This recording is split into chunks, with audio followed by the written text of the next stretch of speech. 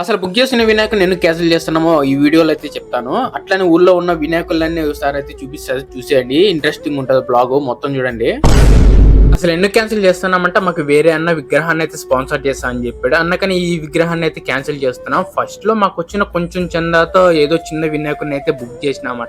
ఇప్పుడు అయితే మనకి స్పాన్సర్ ఉన్నాడు కాబట్టి కొంచెం పెద్ద వినాయకుడిని తీసుకొని ఆ చందాతో కొంచెం గ్రాండ్ గా చేయొచ్చు అని చెప్పి అట్లా ఫిక్స్ అయ్యి ఇట్లా చేస్తున్నాం. మేము ఫస్ట్ లో బుక్ చేసిన వినాయకుడు పక్కన టెంట్లోనే వేరే వినాయకుడు అయితే నచ్చాడు అనమాట. ఆడ రేట్ కొంచెం హైగా చెప్తున్నాడు అని చెప్పి ఇంక వెళ్ళిపోతామని చెప్పి వేరే చోటుకి అయితే చేసినాము. ఇక్కడైతే వినాయకుడు చాలా విగ్రహాలు బాగున్నాయి. ఈ వైట్ విగ్రహం అయితే నాకు చాలా నచ్చింది, కానీ ఎవరు ముందే బుక్ చేసేసుకున్నారంట. అందుకనే చెప్పి మేము వేరే 4 చోట్లకి వెళ్ళి చూసాం. చాలా పెద్ద పెద్ద విగ్రహాలు ఉన్నాయి, కానీ చాలా బడ్జెట్ హై అయిపోతుంది. ఇలా తిరగటం వల్ల మాకు తెలిసిన విషయం ఏంటంటే మేము ఫస్ట్ లో చూసిన వినాయకుడు విగ్రహం ఇక్కడికి వచ్చి చూస్తే డబుల్ రేట్ అయితే ఉందన్నమాట. ఏంద్రా బాబు ఇంత రేట్ చెప్తున్నాడు అనుకున్నాను. ఇదంతా చూస్తుంటే ఇదంతా అయ్యే పని కాదని చెప్పి ఒక పని అయితే చేసామన్నమాట. ఏం చేసాము నెక్స్ట్ బ్లాగ్ లో చెప్తే, అంతవరకు సబ్స్క్రైబ్ చేసుకొని పెట్టుకోండి. నెక్స్ట్ బ్లాగ్ లో మళ్ళీ కలుద్దాం. బై.